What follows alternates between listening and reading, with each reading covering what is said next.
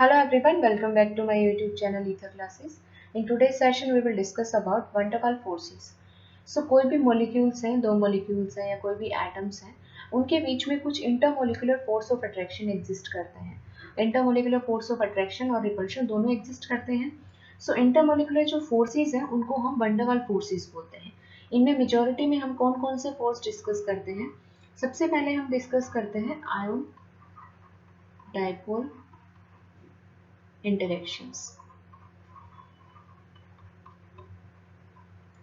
Second जो van der Waals force है वो कौन से हैं? Dipole dipole interaction. So dipole dipole interactions.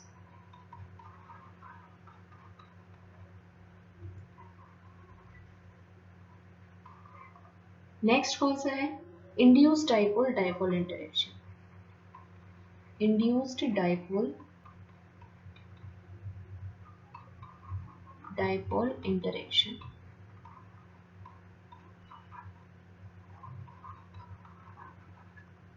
Next one is instantaneous dipole induced dipole interaction.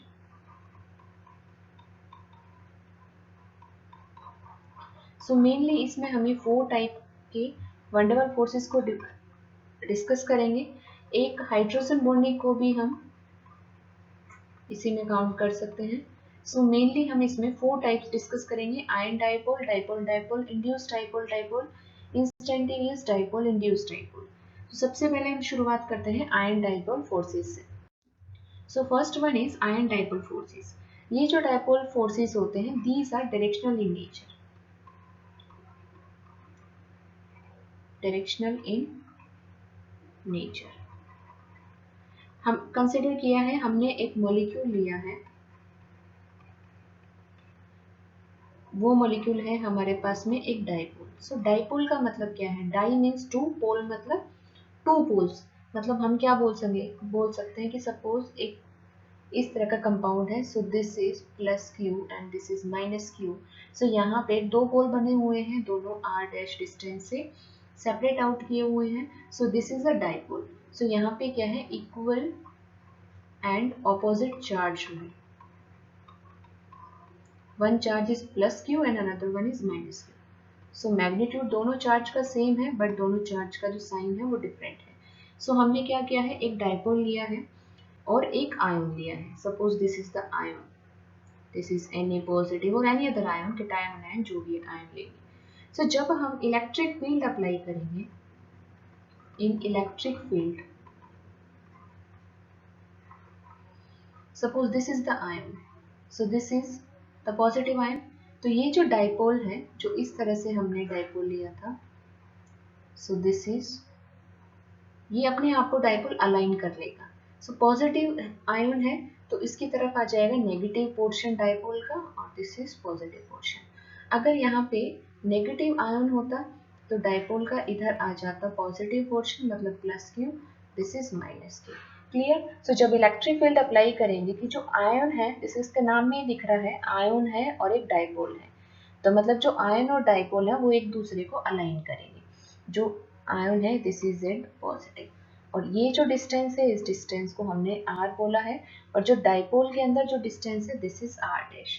So यहाँ से जो इम्पोर्टेंट जो क्वेश्चन सेट होता है वो क्या है कि जो पोटेंशियल एनर्जी है वो क्या होगी.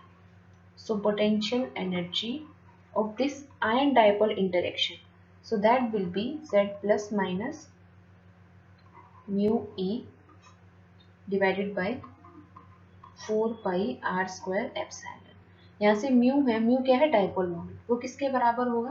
That will be equal to Q into R dash. जो डाइपोल है उसके बीच की डिस्टेंस कितनी है? आर डैश, और क्यू है वो चार्ज है. So this mu is dipole moment.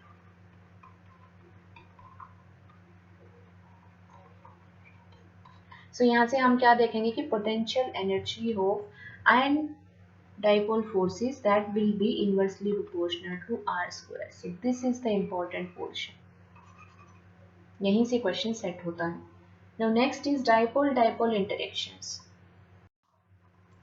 Dipole dipole interactions को हम बोलते हैं कीसोम फोर्सेस, इनको कीसोम फोर्सेस भी बोलते हैं। सो यहाँ पे नाम में ही लिखा है कि दो डायपोल है, ठीक है। सो यहाँ से ये जो इंटरेक्शंस है वो क्या होते हैं, डायरेक्शनल होते हैं। जैसे आयन डायपोल में था, उसमें भी डायरेक्शनल था, मतलब किस डायरेक्शन में वो अरेंज होंगे या लाइन होंगे वो उसमें फिक्स था। तो यहाँ पे भी ये क्या है, डायरेक्शनल है। तो यहाँ पे हम क्या लेंगे, दो डायपोल लेंगे, क्योंकि नाम में ही है। सो यहाँ पे हम 2 डायपोल लेंगे और उनको अरेंज करेंगे। दो डायपोल के बीच का जो इंटरेक्शन होगा that will be dipole dipole interaction. So यहाँ से जो पोटेंशियल एनर्जी है that will be -2 times of μ1 μ2 divided by 4 pi r³ epsilon. μ1 μ2 क्या है, दोनों डायपोल के डायपोल मोमेंट है। μ1 है फर्स्ट डायपोल का डायपोल मोमेंट, μ2 है सेकंड डायपोल का डायपोल मोमेंट। तो यहाँ से हमने क्या देखा कि एनर्जी है that is inversely proportional to r³। Clear. यहाँ से जो इम्पोर्टेंट फैक्टर है वो क्या है कि जो strength of dipole moment depends on strength of dipole dipole interaction. ये जो डायपोल डायपोल इंटरेक्शन कितने ज्यादा होंगे कितने कम होंगे, इनकी जो स्ट्रेंथ है that depends upon size of dipole moment involve. जो भी डायपोल मोमेंट इन्वॉल्व होंगे उनकी साइज के ऊपर डिपेंड करेगा।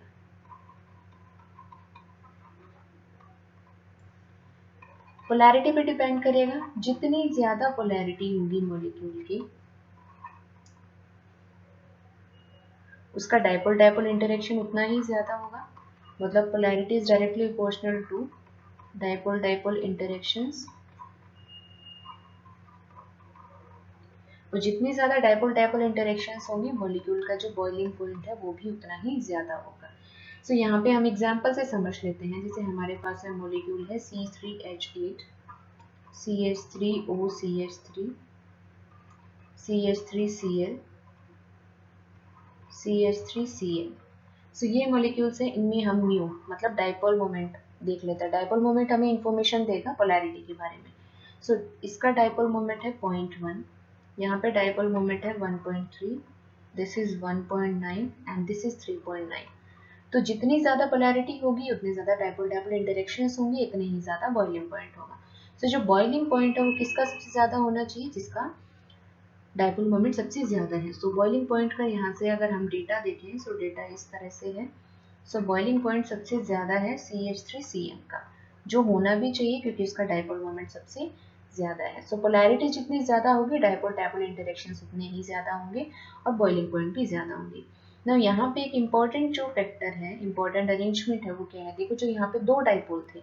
सो टू डायपोल एक तो इस तरह से भी अरेंज हो सकते हैं, ये plus this is minus this is plus this is minus. एक पॉसिबिलिटी ये है अरेंजमेंट की। सेकेंड पॉसिबिलिटी है anti parallel, this is plus this is minus this is minus this is plus. Two dipoles है। सो इन दोनों में ज्यादा stable कौन सा होगा, सो मोर स्टेबल होगा बी। बट वो कब, जब जो मॉलिक्यूल है वो बहुत ज्यादा फैट नहीं है, मतलब बहुत बट ज्यादा मोटा नहीं है या बहुत बड़ा नहीं है। सो मोर स्टेबल होगा B when molecule is not too fat. Clear. So B arrangement है that will be more stable.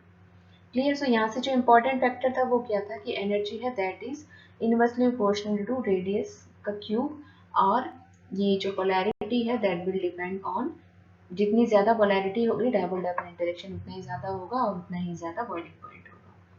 Now moving to the third part that is dipole induced dipole interactions. So इनको हम बोलते हैं Debye forces. Now इनमें हम क्या देखते हैं, डायपोल इंड्यूस्ड डायपोल। तो इसका क्या मतलब है, इसमें देखो हम टू केस डिस्कस करेंगे। One is ion induced dipole, कि आयन की वजह से हमने क्या किया है, आयन से एक डाइपोल को इंड्यूस किया है, और सेकंड है कि डाइपोल ने ही डाइपोल को इंड्यूस किया है।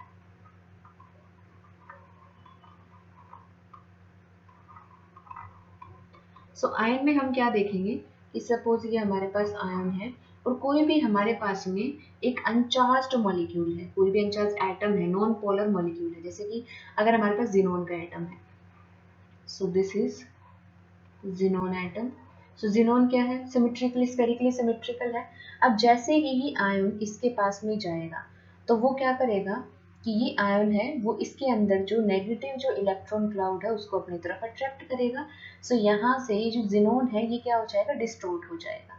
सो जो जिनोन था उसमें एक डाइपोल की फॉर्मेशन हो जाएगी। किस तरह से, ये पॉजिटिव पोर्शन हो गया, ये आयन हो गया, और जिनोन के अंदर से क्या हो जाएगा, इस तरह से हम बना सकते हैं कि पॉजिटिव पोर्शन और इधर पूरा नेगेटिव पोर्शन। ठीक है, जो इलेक्ट्रॉन डेंसिटी इसकी तरफ हो जाएगी। सो यहाँ पे पोलराइजेशन की वजह से,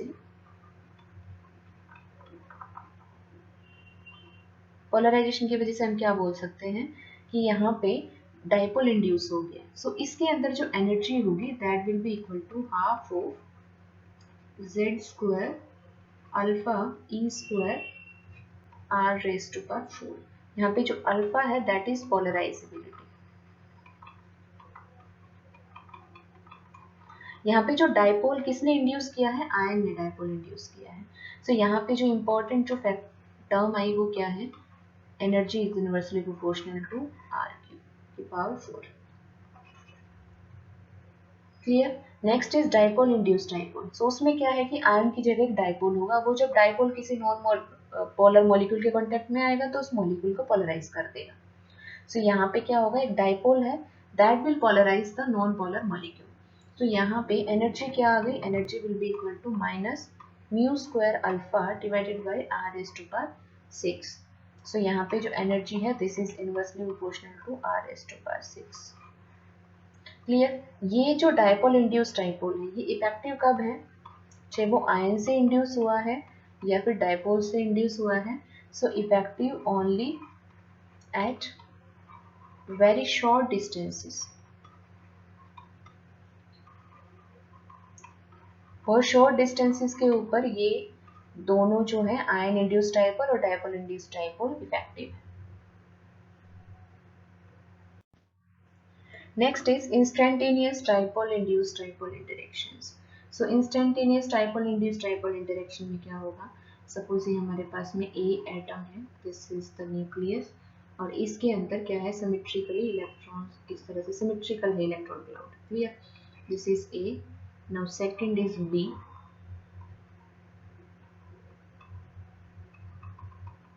इलेक्ट्रॉन क्लाउड क्या है, symmetrical. So this is B, this is atom A, this is atom B। Now जो A एटम है उसमें इंस्टेंटेनियस डाइपोल की फॉर्मेशन हुई, तो वो कैसे होगी, और जितना भी इलेक्ट्रॉन क्लाउड है वो सारा इधर शिफ्ट हो गया। Clear. So atom A with instantaneous dipole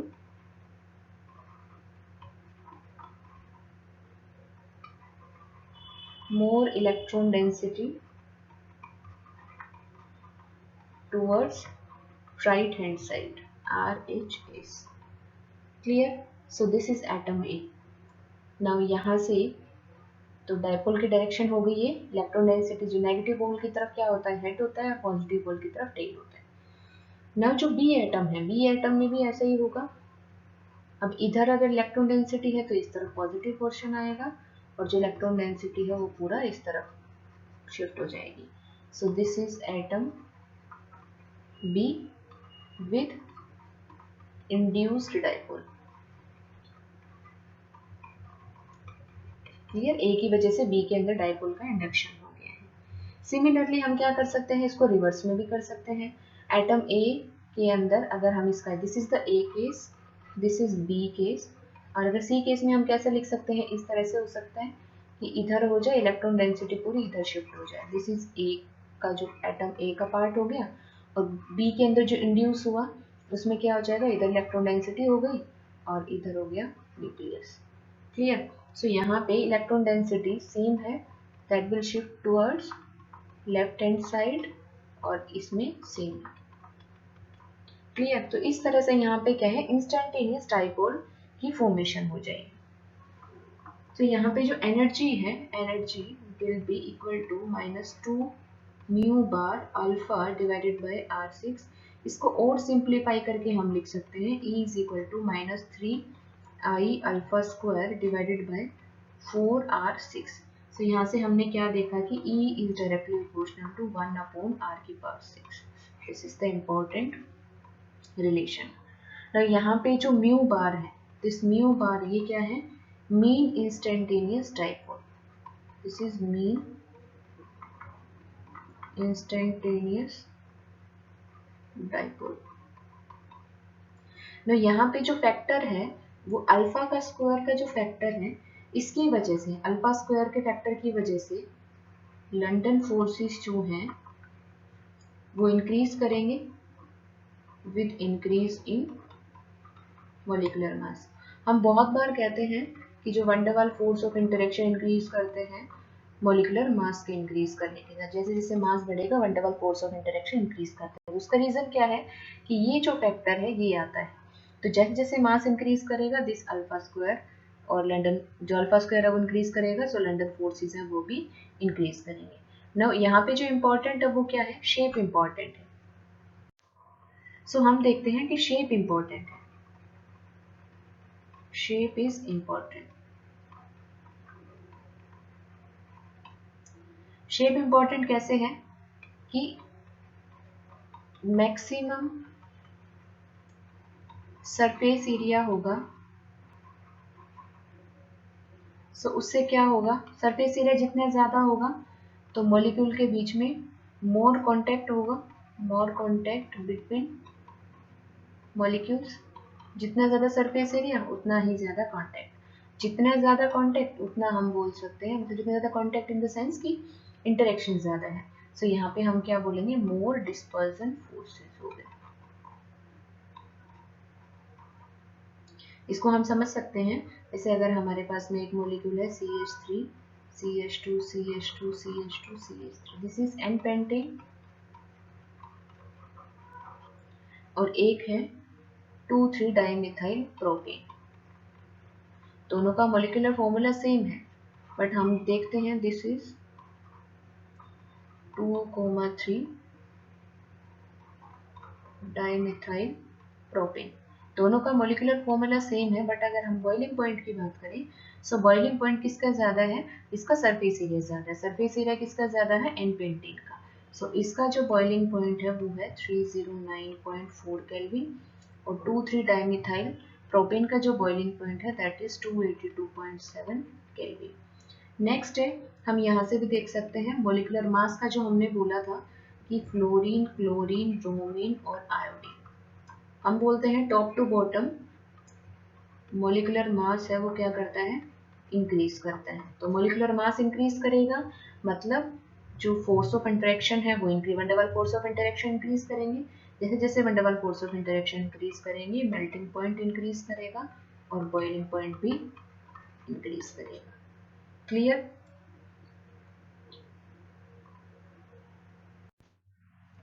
अभी तक हम जितने भी फोर्सेस देख रहे थे वो सभी इंटरेक्शन फोर्सेस थे, मतलब अट्रैक्शन के केस हमने देखे हैं। लेकिन मॉलिक्यूल के अंदर रिपल्शन भी प्रेजेंट होता है। जो टू मॉलिक्यूल्स हैं उन दोनों की जो न्यूक्लियस है, न्यूक्लियस भी पॉजिटिव चार्ज होता है। सो न्यूक्लियस न्यूक्लियस के बीच में क्या होता है, रिपल्सिव फोर्स होता है। दूसरा, दोनों जो एटम्स हैं उनके जो इलेक्ट्रॉन क्लाउड्स हैं उनके बीच में भी रिपल्शन फोर्स होता है। सो मॉलिक्यूल टू मॉलिक्यूल्स के अंदर अट्रैक्शन फोर्सेस भी एग्जिस्ट करते हैं और रिपल्शन फोर्सेस भी एग्जिस्ट करते हैं। सो यहाँ पे जो रिपल्शन फोर्स के लिए जो एनर्जी की जो टर्म है that is plus k divided by r raise to power n। So यहाँ से n है 5 to 12। This is for ionic compound.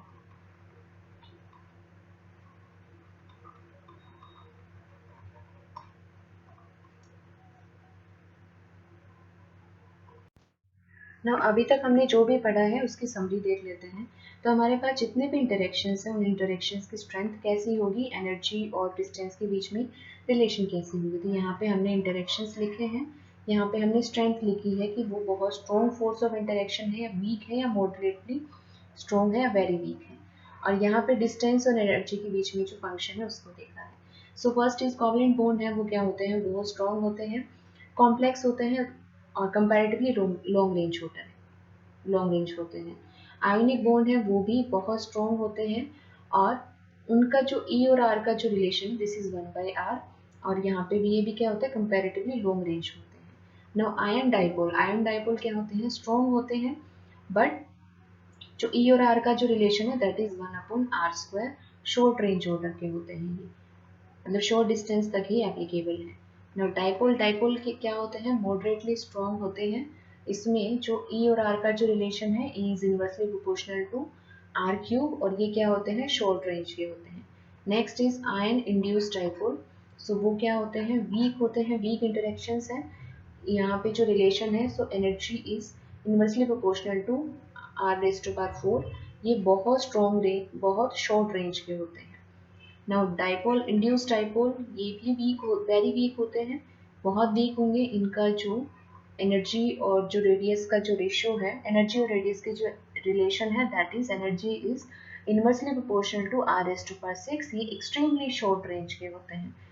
Next one is London dispersion forces, ये बहुत वीक होंगे। इसमें भी जो एनर्जी और आर का जो रिलेशन है that is energy is inversely proportional to r⁴। These are also extremely short range. तो यहाँ से जो इम्पोर्टेंट पोर्शन है दिस इज दिस वन। बहुत बार एग्जाम्स में, कॉम्पिटिटिव एग्जाम्स में, ऑब्जेक्टिव क्वेश्चंस में डायरेक्ट पूछ लेते हैं ये एनर्जी और आर का जो रिलेशन है। तो एनर्जी और आर का रिलेशन हमें मालूम होना चाहिए सो दैट कि कोई भी क्वेश्चन हमें एग्जाम में गलत ना करें।